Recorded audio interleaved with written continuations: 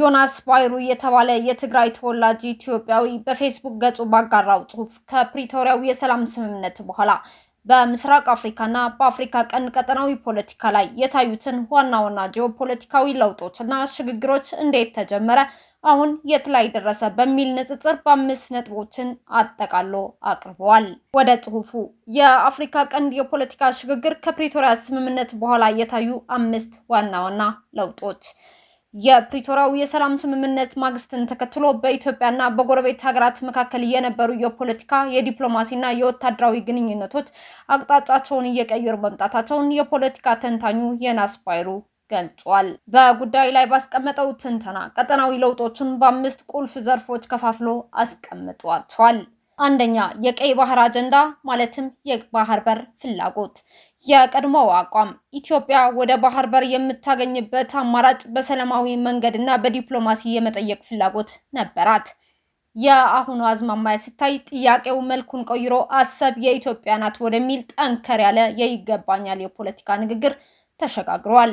ሁለተኛ፣ የትግራይ አክቲቪስቶችና የኤርትራ ግንኙነት ማለትም ጽምዶ።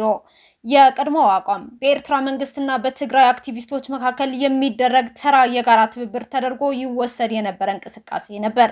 የአሁኑ አዝማሚያ ግን ይህ ግንኙነት አድጎና ጎልምሶ በአሁኑ ወቅት ወደ ሙሉ ወታደራዊ ጥምረት ሚሊተሪ አሊያንስ ተለውጧል። ሶስተኛ፣ የትግራይ የሰላም ኃይል። የቀድሞው አቋም ከህወሓት ሰራዊት ተገንጥሎ የወጣ አነስተኛ አቅም ያለው ቡድን ተደርጎ ይታይ ነበር። የአሁኑ አዝማሚያ ሲታይ ግን የኢትዮጵያን ህገ መንግስት፣ መከላከያ ሰራዊትና መንግስትን አክብሮ የሚጓዝ ኃይል መሆኑና የመቀሌን ቁጥጥር በእጁ ለማድረግ አፋፍ ላይ የደረሰ ኃይል ሆኗል። አራተኛ፣ የሱዳን ሚናና የስደተኞች ጉዳይ። የቀድሞው አቋም ሱዳን ከጦርነቱ የሸሹ የትግራይ ተፈናቃዮች ወይም ስደተኞችን የምታስተናግድበት ሚና ብቻ ነበራት። የአሁኑ አዝማሚያ ሲታይ ግን በአሁኑ ወቅት የትግራይ ስደተኞችን ከማስተናገድ ባለፈ በግብጽ እንደሚደገፍ የሚነገርለት የታጠቀ የህወሓት ክንፍ የምታስጠጋበት ሁኔታ ተፈጥሯል። እንዲሁም በእርስ በርስ ውጊያው ላይ ተሰማርቶ ይገኛል። አምስተኛ፣ የግብጽ ስትራቴጂካዊ ትኩረት። የቀድሞው አቋም ግብጽ የታላቁ የኢትዮጵያ ህዳሴ ግድብን የህልውና ጉዳይ አድርጋ ብቻ ትመለከተው የነበረበት አውድ ነበር። የአሁኑ አዝማሚያ ትኩረቷን ይበልጥ በማስፋት የቀይ ባህርን ጉዳይ የብሔራዊ ደህንነቷ ዋና ማኛ ማዕከል አድርጋ መያዝ ግብጽ ጀምራለች ሲል ዮናስ ባይሩ ትንታኔው አሳርፏል። ይህ ትንታኔ ከፕሪቶሪያው ስምምነት ማግስት ጀምሮ በቀጠናው ያሉ ኃይሎች እንዴት አሰላለፋቸውን እየቀያየሩ እንደመጡና የቀጠናው ፖለቲካ ይበልጥ ውስብስብ እንደሆነ ምዕራፍ እየተሸጋገረ መሆኑ ያሳያልም ተብሏል። በዚህ የፖለቲካ ተንታኙ ትንተና ላይ ምን ሐሳብና አስተያየት አላችሁ? አጋሩን። እና ንምንታይ ፈሊጦ መሲልኳ ዴሊቨሬት እዩ ዝነበረ አስኳል ናይቲ ሊደርሽፕ ነትወለዱ ሓኒቑ ክሕዞ እንተኮይኑ ብዛዕባ ደርጊ ኢኹም ህሮ ዘሎ ብዛዕባ ደርጊ ተዘይምሂርዎ ናብ ባዕሉ እዩ ክመፅእ ንሱ ኣብ ስልጣን ዘኒዮ። ስለዚ ሕዚ ኣንስኻ ፓብሊክ ተንቀርብ ይመስለኒ ካባይን ላዕልን ደርጊ ክትገልፆ ትኽእል ኢኻ። ቢኮዝ ኣምሂርናካ ኢና ዘይንድይዎ ጎወዶ ትዝምር ነርካ ሓቀይ ትምህርቲ ካባና ንላዕሊ ዘሚርኩሞ ንሱ ደምና ይፍሰስ ዕፅምትና ይከስከስ በተን ሕሩጭ ኮይና ንበተን ተራ ዘገበርኩም። ስለዚ ክፋእ እዩ እዚ ዝኾነ ኮይኑ ንምንታይ ዘልዕለልካ ዘለኹ እዚ ናይ ሱዳን መሸጣ እዚ ኣብ ተጋሩ ዝፍጠረ ስኳል ኣውሬ ናይ ኣራዊት ተብቲ ፔሌፍ ዝነበረ ኣራዊት እዩ ዝቕፅል ዘሎ። ሳክሰሰርስ እዮም ንዓይ ዝፈላለዩሉ ነገር እንተልዩ እዚኦም ደናቁር እዮም ብዙሕ ከምቲኦም እቲኦም ቁሩብ ስማርት ነስ ነይርዎም ብንመለስ ግዜ ዝነበረን እዚን ስልካ እዮም ሪታርድድ እዮም ናውታ ዝቐርቡን ኣይኮኑ ግን ዝወረስዎን ነገራት ኣለዉ እና 67 ተፈጢሩ ናይ ትግራይ ቲፔሌፍ ጥራሕ ኣይኮነን ተፈጠረ ካልኦት ፀፍ ኣቢልና እዮም እምበር ተፈጠሩ ማራታት ነይሮም እዮም። ኢርሊ ግን ናብ ሻዕብያ እዩ ጎዩ ኸይዱ ቲፔሌፍ ማለት ኣብ ሻዕብያ ጎዩ ኸይዱ ዝነገረና ፖለቲካ እዩ። ኣብ ሻዕብያ ኸይድና ንሻዕብያ ክንሃልቕ ማለት እዩ። ሃሊቕና ኢና ተጋሩ ብኸመይ ከይድና ያን ሻዕብያ ከጥፍኡ ዝኽእሉ ነበሩ ወራራት خنمكت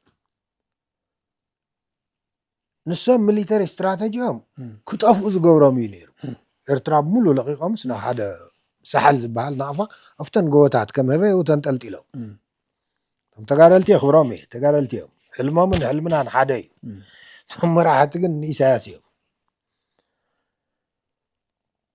ጉጉይ ስትራቴጂ ምስ ተኸተሉ ናባና መፅኦም ንሕና እውን ናብኦም ከድና ስለዚ ከምዚ ንቡርሃን ሽየጥዎ ዘለዉ ገንዘብ መን በሊዕዎ بمشت عبا كاشي نيرو تخفي لكم نانا وانا زخفلنا نانا شيطان زخفولي امنيو لمن نانا ما زنقرنا صورة ارترا حادي الامانا حادي حلمنا كم تفت مزمور زحنبل نولو اسمتنا كسكسن حبيبنا نكسكسو مو برانكنا مصينايو ጸልማቲና ምጽና ንምንታይ ተካይዳና ጉሕለት ስለዝነበሩ ቶም መራሕቲ ጉሓላሉ ስለዝነበሩ ሓቂ ሓቢኦም ካሊ ሕልሞም ካሊ ግን ሕልሞም ካሊ እዩ ግን ሓደ ሕልምና እዩ ሓፋሽኩ ሓደ ሕልምና እንተልካ ሓደ እዩ ይዝል ስለዚ ቲ ሳሕል 72 ዝጀመረ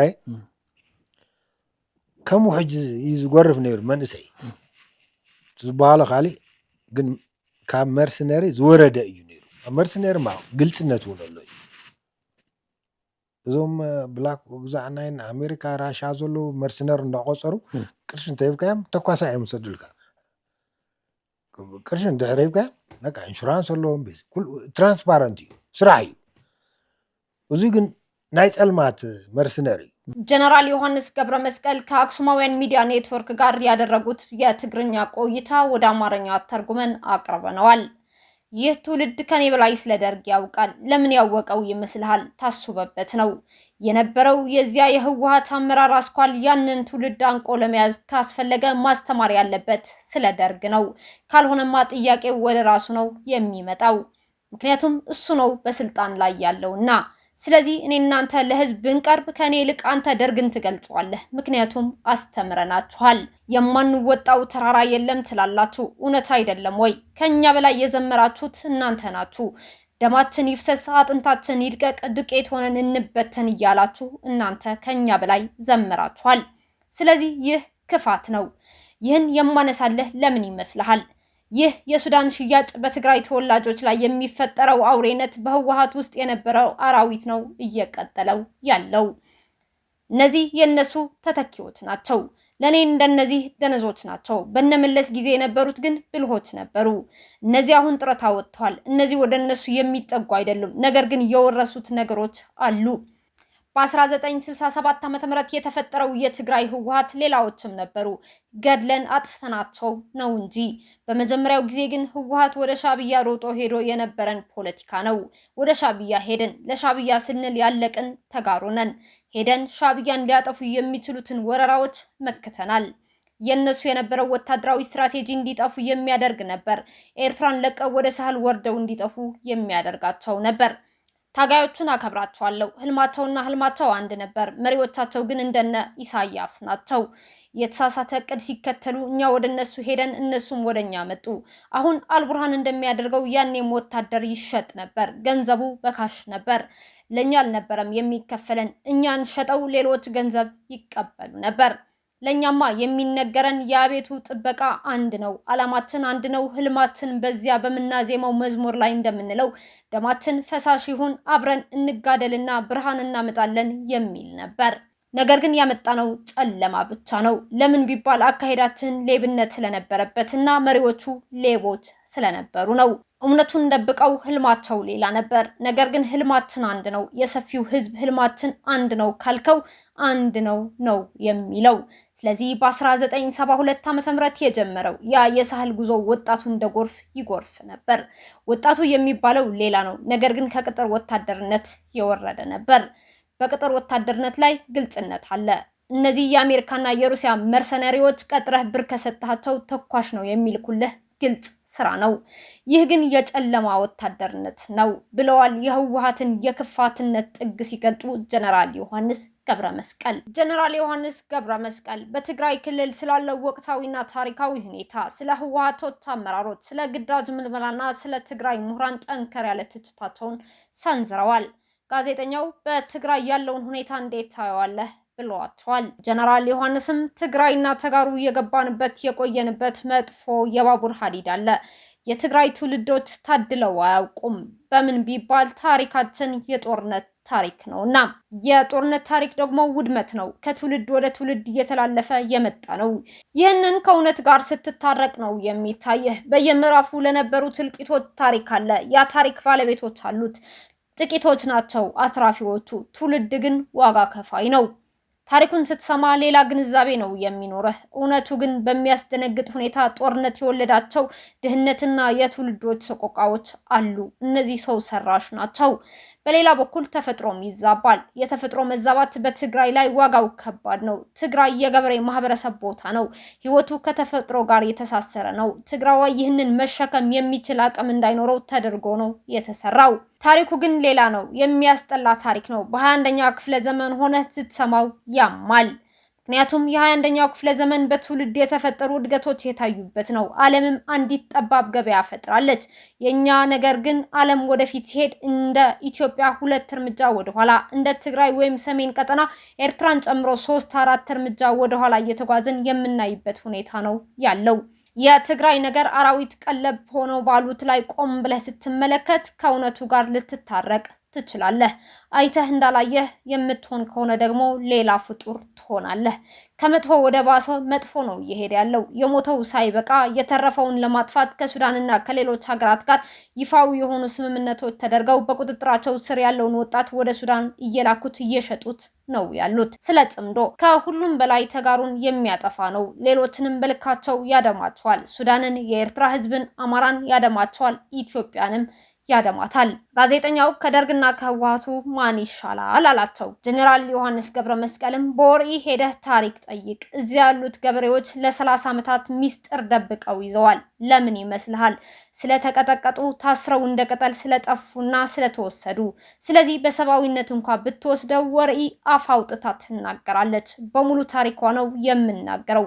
አንዲት ቦታ ብቻ እንዳይመስልህ። ጋዜጠኛው አንድ ወታደራዊ መሪ አምኖ እንዲዋጋ ማድረግ ያልቻለ በኃይል ለማዋጋት እየሞከረ ያለው ምን ገጥሞት ነው ሲል ጠየቀ። ጀነራል ዮሐንስ ገብረ መስቀልም ቀጠሉ። ውጊያ መኮነን ያለበት፣ መታገልና ማታገል ትተህ ምንድነው የሚያታግልህ? በማን ላይ ነው የምትታገለው? እነዚህ አሁንም አልቡርሃንን እያታለሉ ያሉት መጀመሪያ ሱዳንን አረጋግተው ወደ ኢትዮጵያ ነው ፊታቸው የሚያዞሩት። እነሱ ካልገዟት እየረበሹ የአስመራ፣ የመቀሌ፣ የግብጽ ሰርቫይቭ ሊያደርጉ ይችላሉ። ትውልድ ግን እንደለመደው ያልቃል። እኔ ማውቃት ህወሓት በ1983 ዓ.ም ነው የጠፋችው።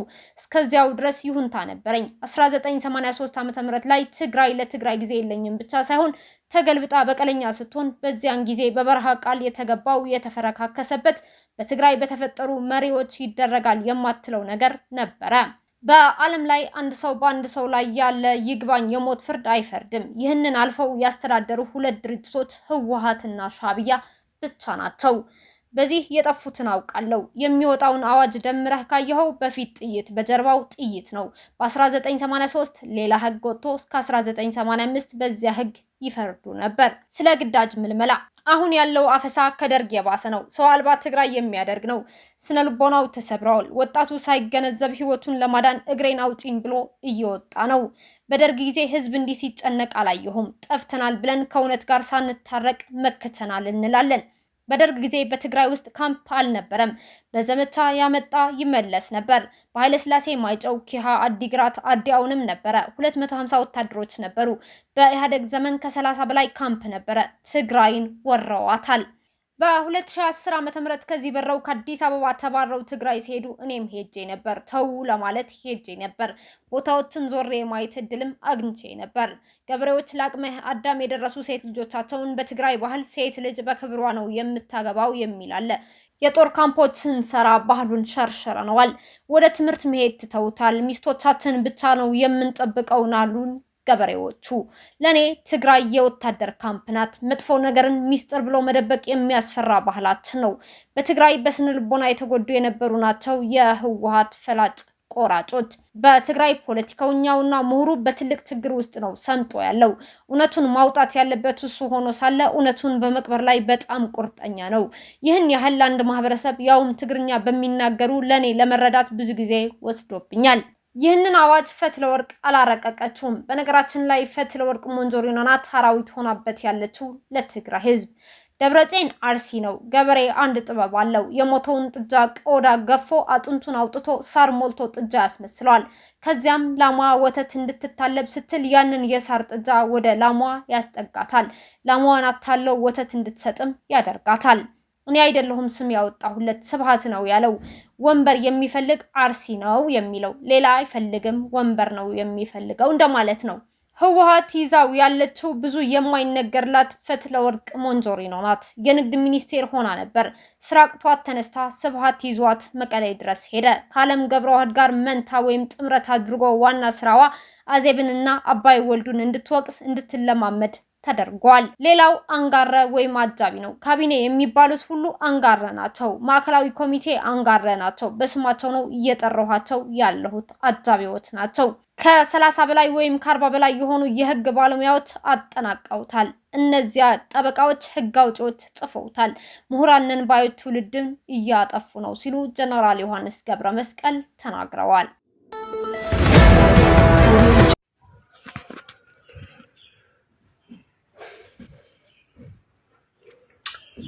ሰላም ከመይ ኣለኹም ንሓንዶ ከመይ ትኾኑ ታይኳ ክበሃል ግዜ ከፊኡ ግን ታይ ንማል ደ መፅየ መሲልኩም ይቕረታ ንማል ነዚ ትግራይ ይቕረታ ክሓቲ መፅየ ኩልኹም እንድትስማዕ ኮይኑ እንታይ እዩ እቲ ይቅርታ መበልየ ምክንያት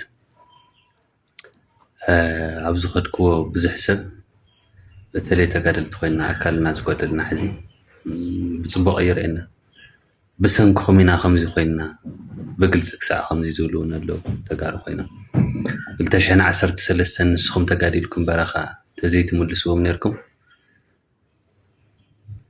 እዚ ኩላይ በደል ኣብ ልዕሊ ትግራዋይ መፅሐን ትግራዋይ ተገፍአን ትግራዋይ ተጨቆነን ጨቆንቲ ሒዝኩም መፂኹም ካብ በረኻ ኣብኣ ከይትተርፉ ነርኩም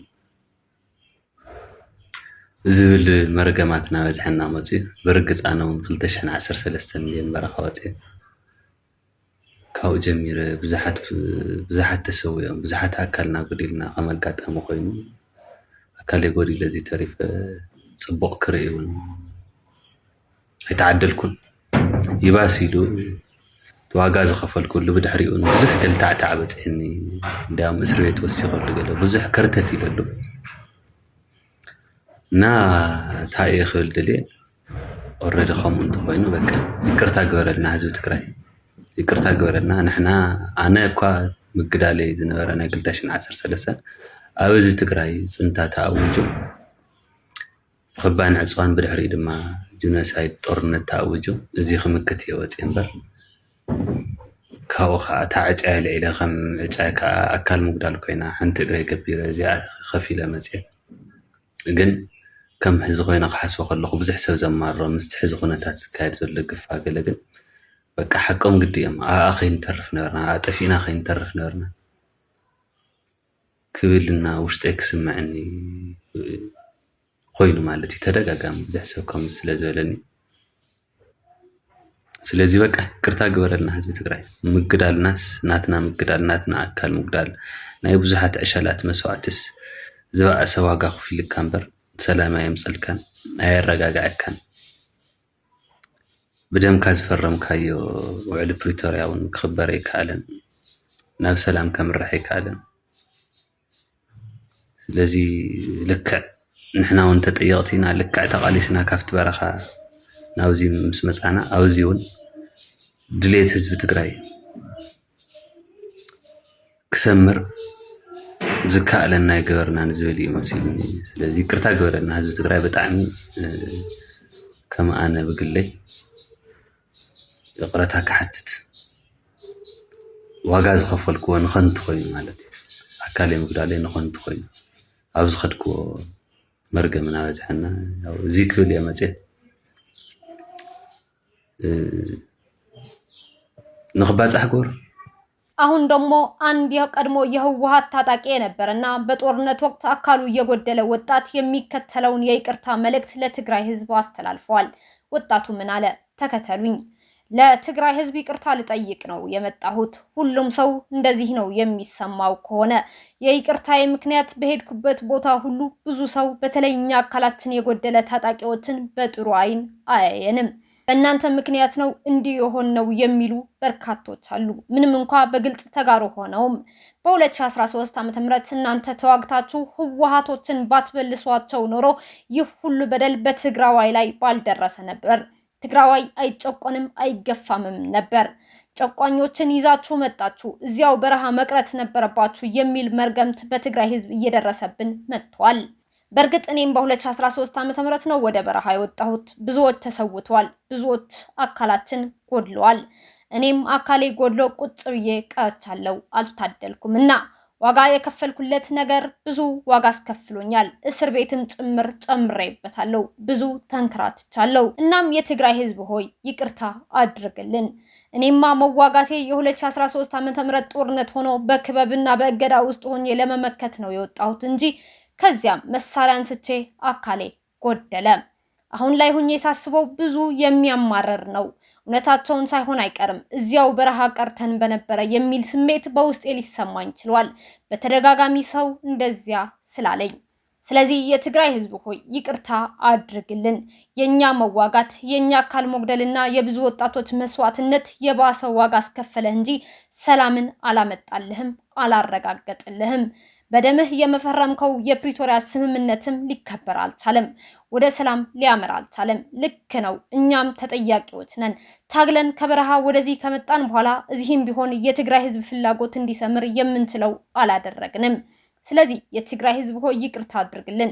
እኔ በበኩሌ ይቅርታ ልጠይቅ። የከፈልኩት ዋጋ ከንቱ ሆኖ አካሌ መግደሉ ለከንቱ ሆኖ ይህን ነው ማለት የምፈልገው ሲል እጅግ ልብ የሚሰምር መልእክቱን በይቅርታ አስተላልፈዋል። እንግዲህ ውድ ተመልካቾቻችን በቀድሞ ታጣቂና አካሉ በጎደለው በዚህ ወጣት ለትግራይ ህዝብ አስተላለፈው የይቅርታና የጸጸት መልእክት ምን ሐሳብ አላችሁ? አካፍሉን። ከቀድሞ ታጣቂው የጸጸትና የይቅርታ መልእክት በተቃራኒ ደግሞ አሁን የምናሰማችሁ ትርጉም እጅግ ዘግናኝ የሆነ መልእክት ከአንድ ያሁኑ የህወሓት ቡድን አገልጋይ ታጣቂ ወጣት የተሰማ ነው። ቪዲዮውን ሰምተን እንመለስ። እጂ ኩላህና ግዛአትና ንምልሰሉ ሰዓት ኩላህና ግዛአትና ንምልሰሉ ሰዓት ሕጂ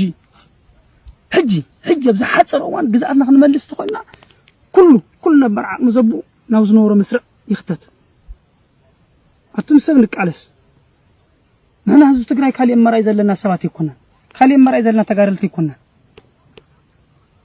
ንሕና ሕብረት አውሮፓ ውዕል ፕሪቶሪያና 3 ዓመት ሙሉ ተጸቢናን ክሪአና ይከኣለን። ፌደራል መንግስቱን ግዛአትና ከረከበና ይከኣለን። ስደተኛ ናብ ዝነበሩ ክመልሰልና ይከኣለን። ስለዚ ካብዚ ንዓቐብትኒ ዓለም ኣሎ ዝበሃል አማራጭ ብሙሉ ተጠቂምና እዩ። ንዓና ትኸውን ዓለም የለን እስካብ ሕጂ ግዛአትና ኣብ ኢድና ዘላ ኣብ ቅልጽምና ግዛአትና ከምታን ቀድሚ ሕጂ ዝነበርና እያ ኣብ ቅልጽምና ግዛአትና ኩሉ መስርዑ ኣትዩ ክኸተት ከለሉ ብዝኾነ ሚኒት ብዝኾነ ይኹን ዝኸደ መስርዑ ክመልእ ክኸለሉ። ምክንያቱ ህዝቢ ትግራይ ዝቃልሲ እዚ ናይ ግለሰብ ቃልሲ ኣይኮነን፣ ናይ ህዝቢ ትግራይ ቃልሲ ማንም ስለ ዝበደለካ ብድግልካ ትኸደሉ ጉዳይ ኣይኮነን።